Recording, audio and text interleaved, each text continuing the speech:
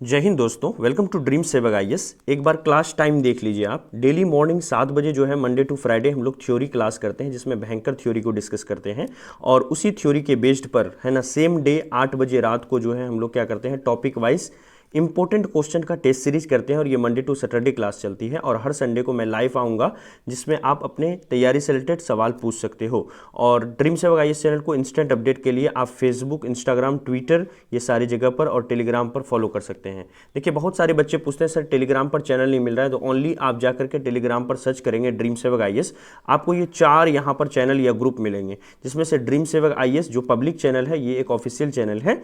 इसके अलावा अगर मान लीजिए आप बीएड की तैयारी कर रहे होंगे तो पारा मेडिकल को छोड़ करके बाकी ये तीनों आपको ज्वाइन कर लेना है, ठीक है। अगर मान लीजिए आप पारा मेडिकल की तैयारी कर रहे होंगे तो बीएड को छोड़ करके बाकी ये तीनों आप ज्वाइन कर लें। इसमें एक करंट अफेयर्स का भी है और करंट अफेयर्स की क्लास जो है शाम को 4 से 5 चलती है, तो आप इसको जरूर ज्वाइन करें। इसमें डिस्कशन किए जाते हैं बच्चों के द्वारा खुद ही, तो आपस में आप डिस्कशन करेंगे तो उससे करंट अफेयर्स आपकी बहुत स्ट्रांग होगी, ठीक है।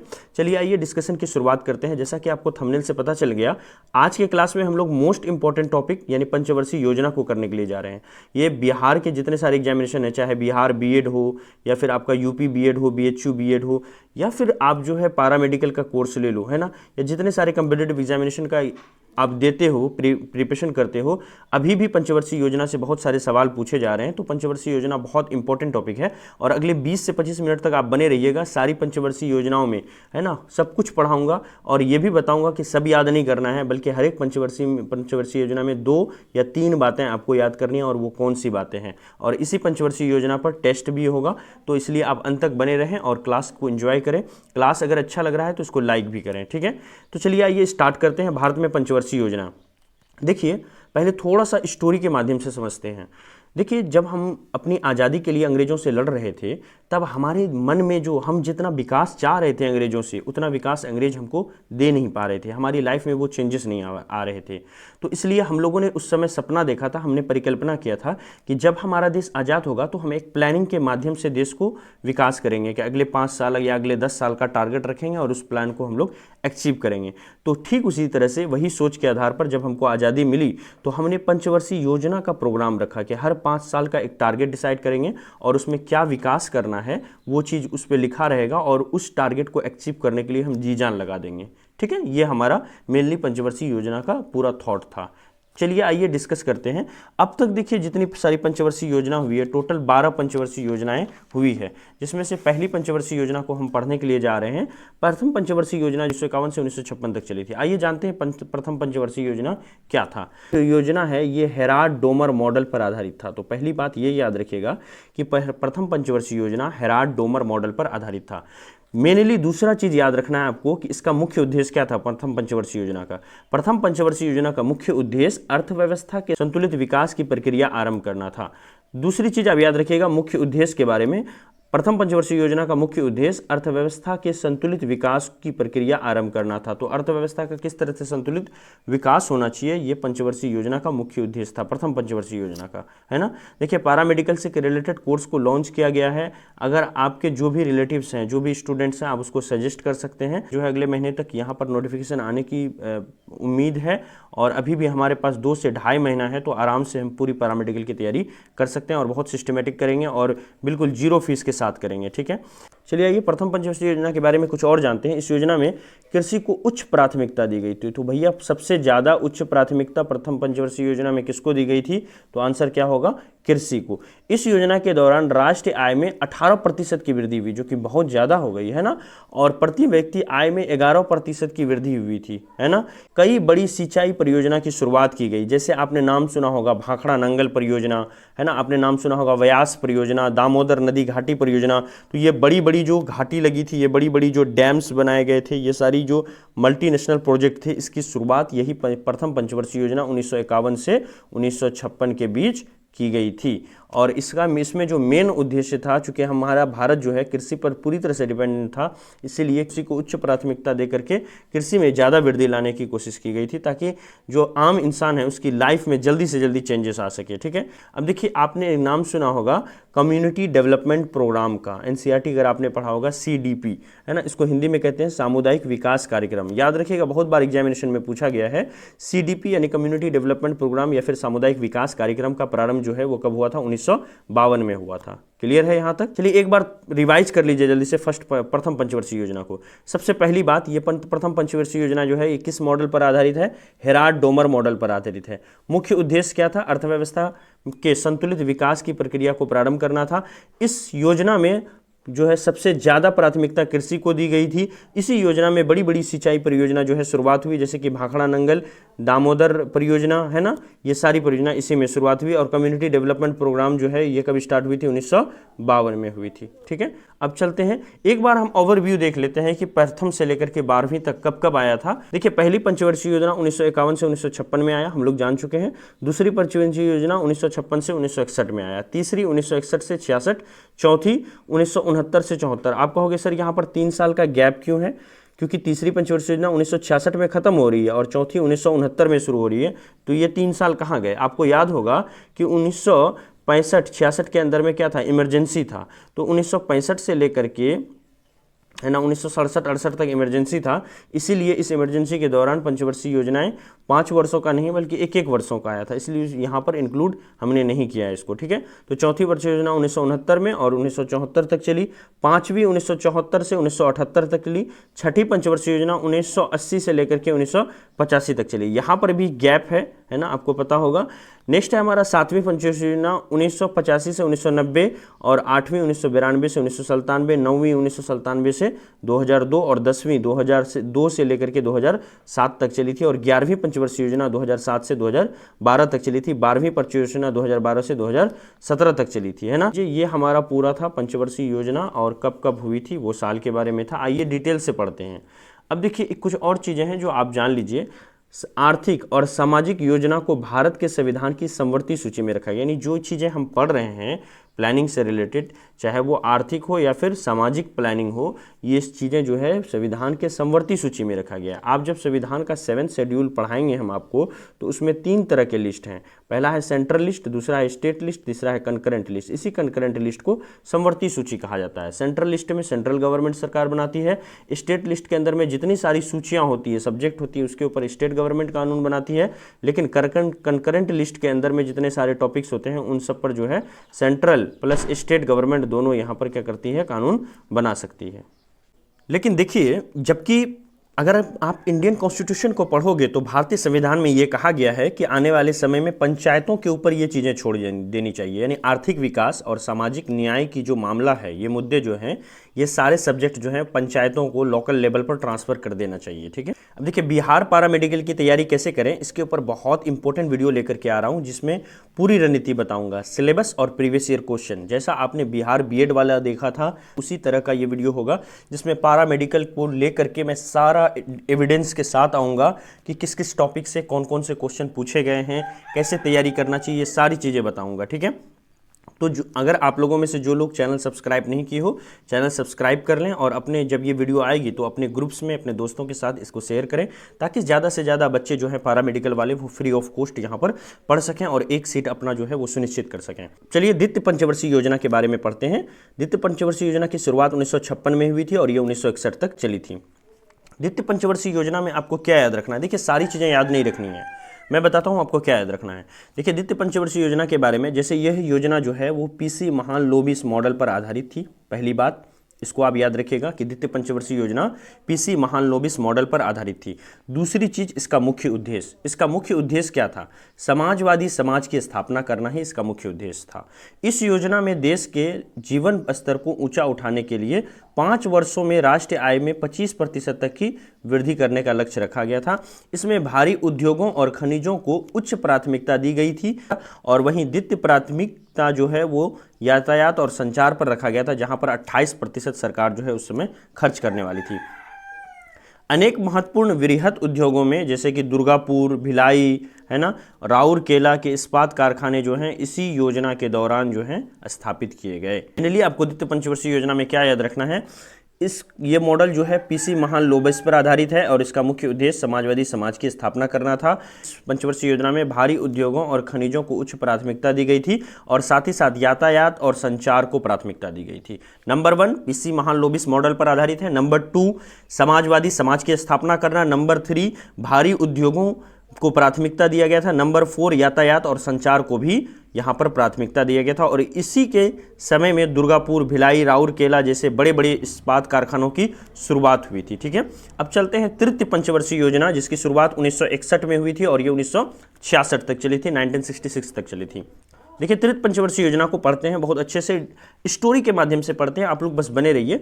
इस योजना का उद्देश्य जो है अर्थव्यवस्था को आत्मनिर्भर बनाना था तथा स्वतः स्फूर्त अवस्था में पहुंच, यानी तृतीय पंचवर्षीय योजना का मेनली उद्देश्य था कि अर्थव्यवस्था को आत्मनिर्भर बनाना और इस लायक बनाना कि ये अपने आप स्वतः अर्थव्यवस्था का चक्का जो है वो चलता चले जाए और अर्थव्यवस्था ऑटोमेटिक ग्रो हो जाए, सेल्फ रिलायंट बनाना था इसका। अब देखिए, इस योजना में कृषि और उद्योग दोनों को प्राथमिकता दी गई थी। बहुत बार एग्जामिनेशन में पूछा गया है। एक बात और मैं क्लियर कर दूं, यहां पर इस योजना का मुख्य उद्देश्य आत्मनिर्भर बनना था भारत का। तो आप याद रखिएगा, अगर आपसे पूछा जाए कि तृतीय पंचवर्षीय योजना का मुख्य उद्देश्य क्या था, तो आंसर क्या होगा, भारत को आत्मनिर्भर बनाना था। दूसरी बात और मैं कहना चाहूंगा कि जब आपने प्रथम पंचवर्षीय योजना हम लोगों ने पढ़ा, फर्स्ट 5 ईयर प्लान, तो उसमें हम लोगों ने देखा कि सिर्फ कृषि पर ध्यान दिया गया था। दूसरी पंचवर्षीय योजना हमने देखा तो इसमें क्या था, सिर्फ इस्पात पर ध्यान दिया गया था, है ना, उद्योग पर ध्यान दिया गया था। लेकिन तीसरी पंचवर्षीय योजना जो है इसमें यहां पर देखिए, इसमें दोनों पर ध्यान दिया गया। अब देखिए, इसी योजना के अंतर्गत 1964 में क्या हुआ, ये बहुत बार ये एग्जामिनेशन में पूछा गया है। 1964 में आपसे पूछा जाएगा कि बोकारो आयरन स्टील प्लांट जो है वो किस पंचवर्षीय योजना के समय में लगी थी, तो आंसर क्या होगा, थर्ड पंचवर्षीय योजना, थर्ड 5 ईयर प्लान के समय में लगी थी। आपसे ये भी पूछा जा सकता है कि बताइए Bokaro iron and steel plant जो है 1964 में जो लगी थी वो किसके सहयोग से लगी थी, तो आंसर क्या होगा, सोवियत संघ रूस के सहयोग से। बहुत बार बिहार के अंदर में ये सवाल पूछा गया है।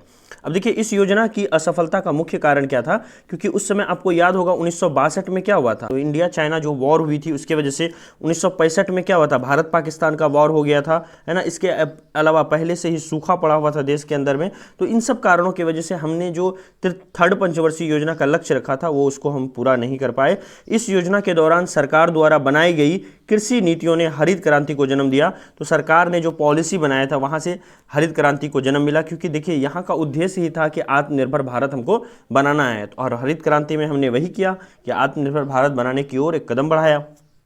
अब आते हैं चतुर्थ पंचवर्षीय योजना। देखिए, फोर्थ 5 ईयर प्लान जो है 1969 में शुरू हुई और 1974 तक चली।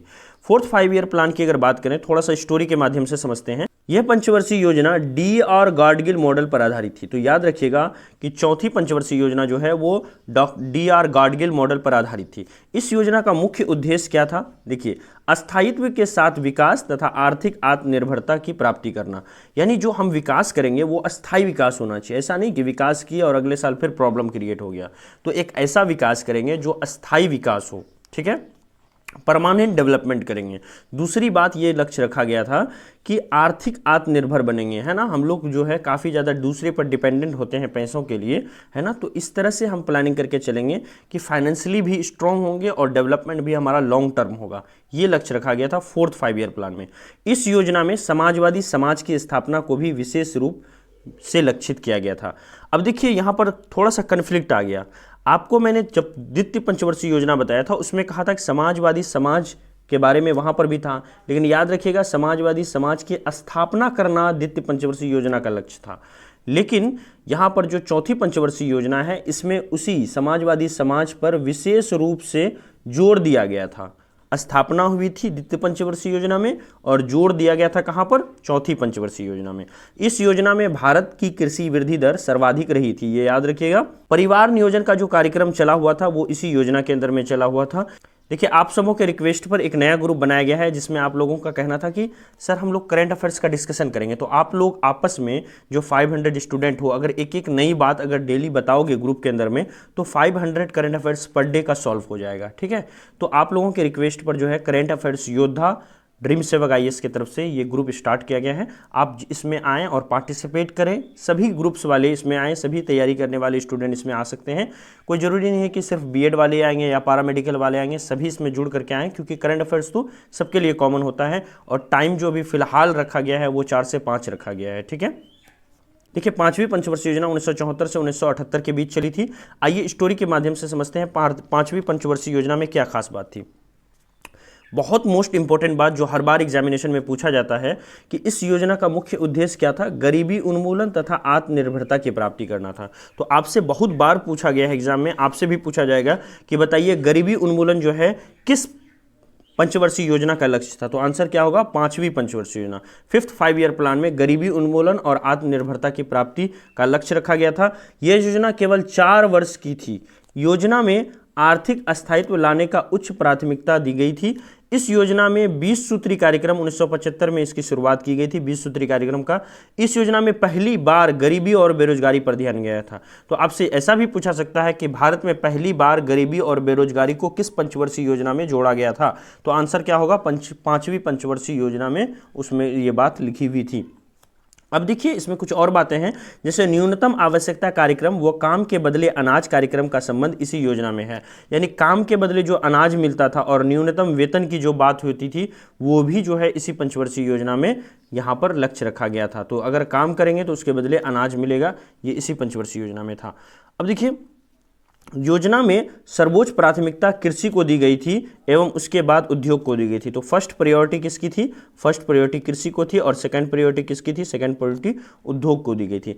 जनता पार्टी शासन द्वारा इस योजना को सन 1978 में ही क्या किया गया था, समाप्त कर दिया गया था, ठीक है। अब आते हैं नेक्स्ट पंचवर्षीय योजना में। नेक्स्ट पंचवर्षीय योजना है 6ठी पंचवर्षीय योजना। ये 1980 में इसकी शुरुआत हुई थी और 1985 तक ये चली थी। अब नेक्स्ट है हमारा 6ठी पंचवर्षीय योजना। ज़्यादा कुछ है नहीं, इसमें 2 बातें हैं, उसको याद रखिएगा आप लोग। देखिए, 6ठी पंचवर्षीय योजना का मुख्य उद्देश्य क्या था, गरीबी उन्मूलन और रोजगार में वृद्धि करना। याद रखिए, 5वीं पंचवर्षीय योजना में भी गरीबी था, लेकिन 5वीं पंचवर्षीय योजना में गरीबी उन्मूलन तथा आत्मनिर्भर भारत बनाना था, आत्मनिर्भरता पर जोर देना था। जबकि 6ठी पंचवर्षीय योजना में गरीबी उन्मूलन के साथ रोजगार में वृद्धि करने की बात कही गई थी। पहली बार गरीबी उन्मूलन पर विशेष जोर दिया गया था इसी पंचवर्षीय योजना यानी 6ठी पंचवर्षीय योजना में। आपने ये भी सुना कि 5वीं पंचवर्षीय योजना में पहली बार गरीबी पर ध्यान दिया गया था। तो पहली बार 5वीं पंचवर्षीय योजना में गरीबी और बेरोजगारी पर ध्यान दिया गया था, है ना, उसको शामिल किया गया था। लेकिन गरीबी को कैसे दूर किया जाए, गरीबी उन्मूलन पर विशेष ध्यान जो है वो 6ठी पंचवर्षीय योजना में दिया गया था। इस योजना के दौरान समन्वित ग्रामीण विकास कार्यक्रम जैसे महत्वपूर्ण कार्यक्रम की शुरुआत की गई थी। तो आप लोग याद रखिएगा कि 6ठी पंचवर्षीय योजना का मुख्य उद्देश्य था गरीबी उन्मूलन और रोजगार में वृद्धि करना। वहीं 5वीं पंचवर्षीय योजना का मुख्य उद्देश्य था गरीबी उन्मूलन और आत्मनिर्भरता बनाना, ठीक है। और एक चीज याद रखिएगा कि 6ठी पंचवर्षीय योजना ही ऐसी पंचवर्षीय योजना थी जिसमें गरीबी उन्मूलन पर, गरीबी को दूर करने पर विशेष ध्यान दिया गया था। जबकि 5वीं पंचवर्षीय योजना पर गरीबी और बेरोजगारी दोनों पर साथ साथ ध्यान दिया गया था, ठीक है। नेक्स्ट पे आते हैं। नेक्स्ट है हमारा 7वीं पंचवर्षीय योजना। ये 1985 में शुरू हुई थी और 1990 तक चली थी, ठीक है। देखिए, आप लोगों में से जो भी अभी लाइव हैं, है ना, या वीडियो देख रहे हैं, प्लीज़ अगर वीडियो कहीं से हेल्पफुल लग रहा है, अगर आपके हार्ट को कहीं ना कहीं लग रहा है कि सर अच्छे से पढ़ा रहे हैं, अगर आप वीडियो पे कंटिन्यू 2 मिनट तक बने हुए हैं, तो प्लीज़ वीडियो को लाइक कर दें। इससे क्या होता है ना, वीडियो की रैंकिंग थोड़ी अच्छी हो जाती है, तो दूसरे जो मेंबर्स हैं ज़रूरतमंद, वहाँ तक यूट्यूब जो है इसको पहुँचाएगा।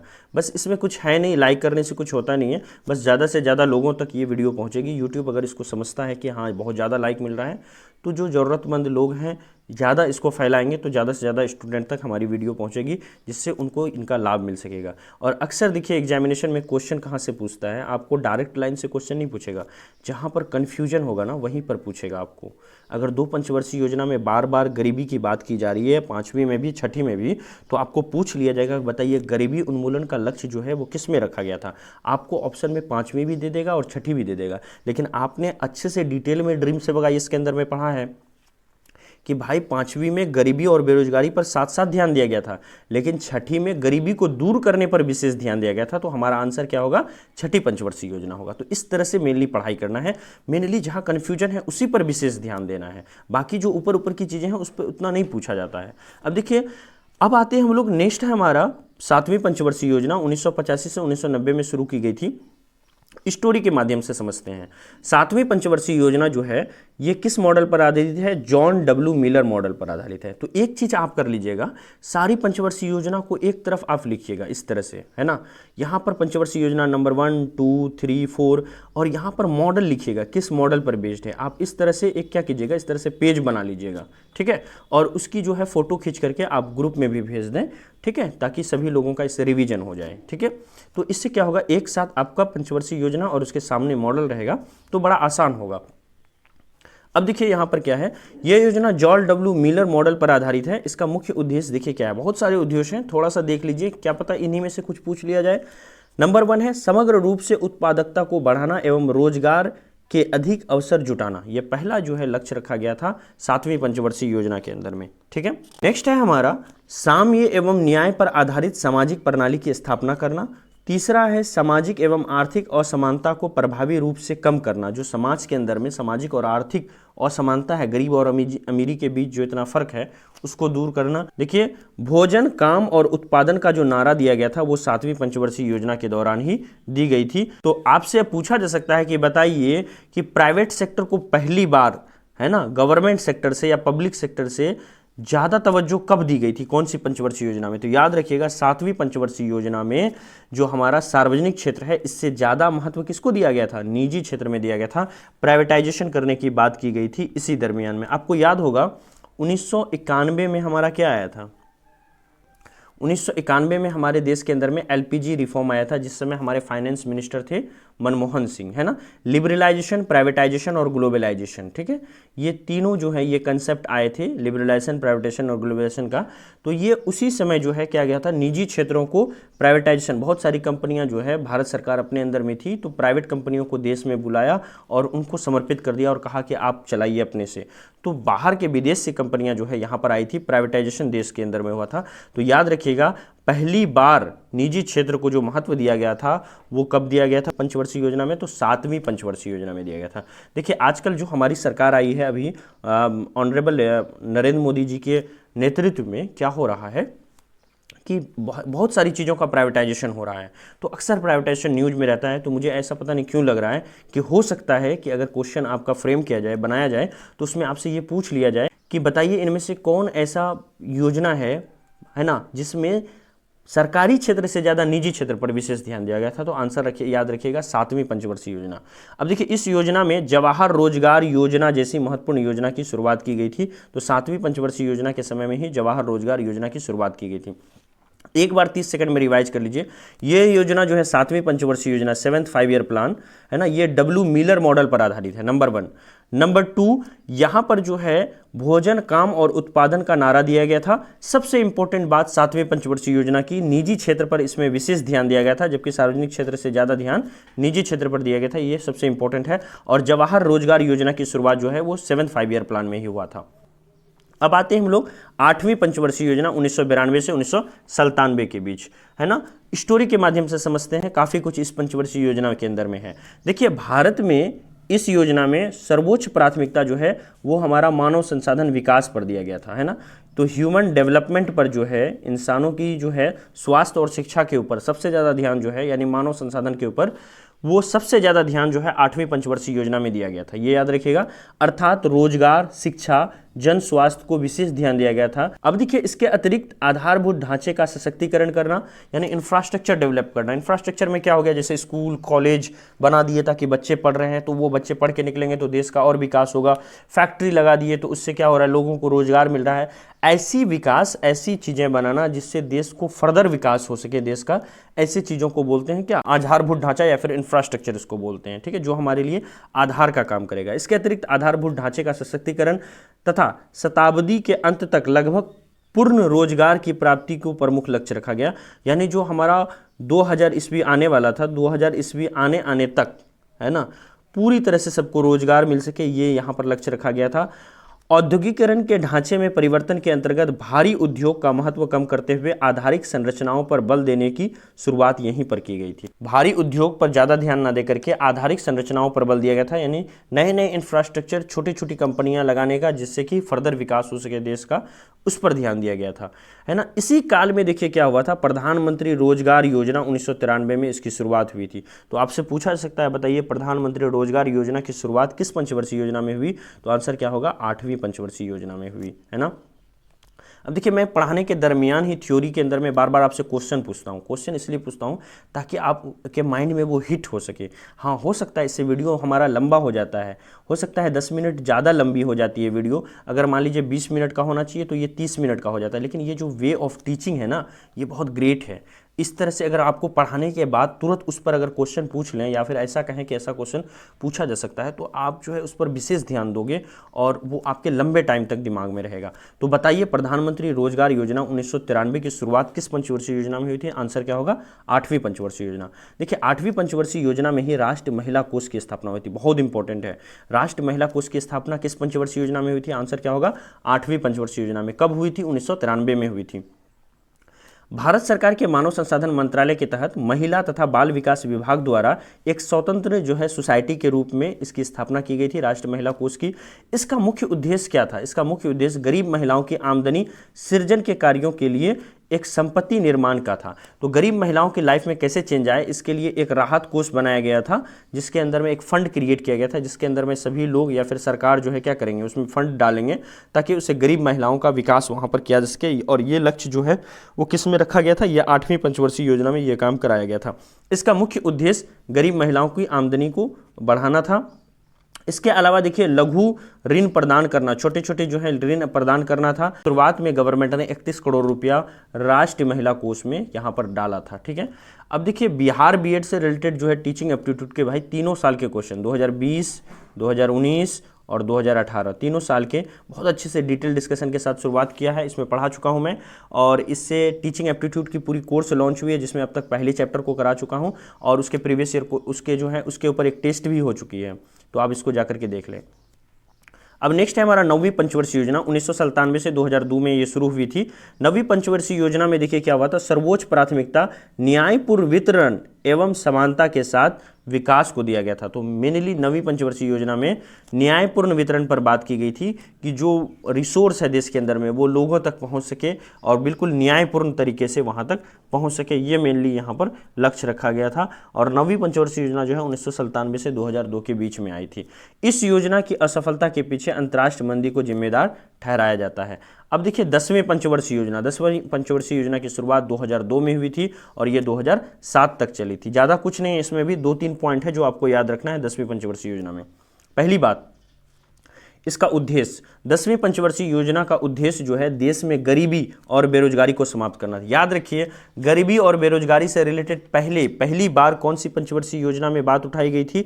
तो आपको मैंने बताया कि 5वीं पंचवर्षीय योजना में गरीबी और बेरोजगारी पर पहले ध्यान दिया गया था। गरीबी को खत्म करने के लिए कौन सी पंचवर्षीय योजना में लिखी हुई थी? तो आंसर 6ठी पंचवर्षीय योजना में लिखी हुई थी। और गरीबी और बेरोजगारी दोनों को समाप्त करने के बाद जो है पुनः कब लिखी गई? तो आंसर क्या होगा? 10वीं पंचवर्षीय योजना में लिखी गई, तथा अगले 10 वर्षों में प्रति व्यक्ति आय दुगुनी करने की प्रस्तावना की गई। तो आपसे पूछा जा सकता है कि बताइए कि प्रति व्यक्ति आय, इनकम को डबल, चूंकि अभी देखिए हमारी जो सरकार है, अभी जो प्रेजेंट गवर्नमेंट है, इन्होंने लक्ष्य रखा था कि 2025 तक किसानों की आय को क्या करेंगे? दुगुना करेंगे।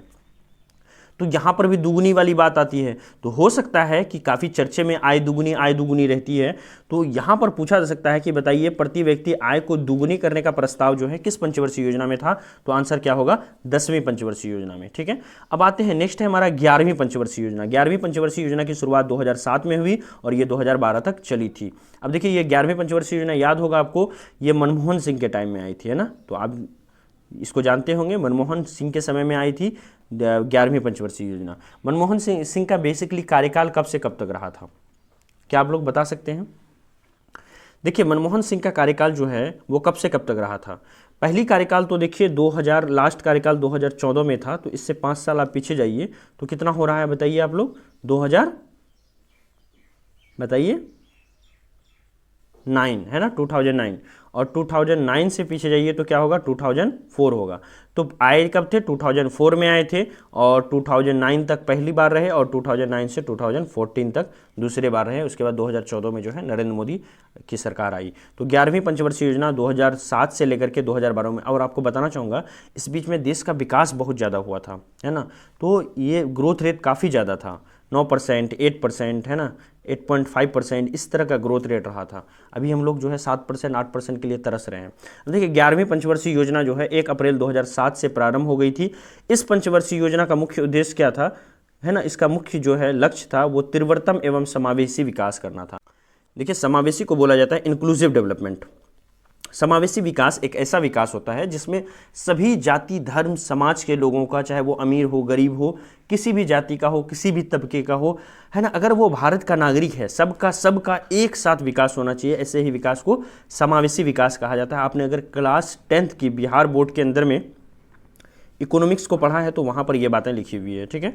अब देखिए 11वीं पंचवर्षीय योजना में शिक्षा के लिए विषय वस्तु थीम अनिवार्य प्रारंभिक शिक्षा रखा गया था। तो आपसे पूछा सकता है अनिवार्य प्रारंभिक शिक्षा का लक्ष्य जो है वो किस में रखा गया था, तो आंसर क्या होगा, 11वीं पंचवर्षीय योजना में। अब आते हैं 12वीं पंचवर्षीय योजना, जो कि हमारा लास्ट योजना है, और यह है 2012 से शुरुआत हुई थी और 2017 तक 12वीं पंचवर्षीय योजना चली थी। इसमें भी कुछ नहीं है, बस 2 पॉइंट आपको याद रखना है। पहला इसका उद्देश्य, इसका उद्देश्य था तीव्र, अधिक समावेशी और धारणीय विकास। तो सबसे पहला उद्देश्य जो है 12वीं पंचवर्षीय योजना का तीव्र, अधिक समावेशी और धारणीय विकास, है ना। तो अधिक समावेशी का मतलब हुआ ज़्यादा से ज़्यादा लोगों को समा करके होती है। 12वीं पंचवर्षीय योजना में सर्वाधिक धनराशि सामाजिक सेवाओं की मदद में निहित की गई थी। तो 12वीं पंचवर्षीय योजना जो कि 2012 से लेकर के 2017 तक चली थी, तो इसका मेन जो मकसद था, इसमें सबसे ज़्यादा जो है सामाजिक सेवाओं के ऊपर खर्च की गई थी राशि, ठीक है। तो इस तरह से हम लोगों ने सारी पंचवर्षीय योजना पहली से लेकर के 12वीं तक अच्छे से पढ़ लिया है। और उसमें क्या पूछा जाएगा, इसको मैंने हर एक पॉइंट पर रोक रोक करके आपसे सवाल पूछ करके अच्छे से समझा दिया। आई होप कि आपको क्लास बहुत अच्छा लगा होगा, और क्लास अगर अच्छा लगे तो कृपया लाइक करें और दिल की बात कमेंट में ज़रूर लिखें, अपनी फीलिंग्स को ज़रूर शेयर करें। ड्रीम सेवक आईएएस चैनल आपको फेसबुक, इंस्टाग्राम, ट्विटर, टेलीग्राम हर जगह मिल जाएगा। टेलीग्राम पर वो 4 ग्रुप हैं, याद रखिएगा, उसको जरूर जा करके ज्वाइन करें। बस टेलीग्राम पर आपको लिखना है ड्रीम सेवक आईएएस, इतना लिखेंगे तो आपको चारों ग्रुप आपके सामने आ जाएंगे और उसको आप ज्वाइन कर लेंगे, ठीक है। इसका टेस्ट जो है देखता हूँ आज शाम को 8 बजे जो है इसकी टेस्ट हो जाएगी, है ना। तो और कुछ पॉइंट है जो मुझे पढ़ाना है, जैसे मान लीजिए 2011 की जनगणना, उससे सवाल बार बार पूछा जाता है। जैसे नीति आयोग से बार बार सवाल पूछा जाता है, नीति आयोग और योजना आयोग में क्या डिफरेंस है। तो ये कुछ इंपॉर्टेंट टॉपिक्स हैं, ये आने वाले समय में इसके वीडियोज़ जो हैं वो आएंगे। अगर आप इस चैनल पर नए हैं तो कृपया चैनल को सब्सक्राइब कर लें, और रात का जो टेस्ट होगा शाम का 8 बजे का, उसको जरूर आप लगाएं, ठीक है। इसी टॉपिक पर होगा, पंचवर्षीय योजना पर। याद रखिएगा पंचवर्षीय योजना से 1 नंबर हमारा कन्फर्म है, ठीक है। Thank you so much, have a nice day.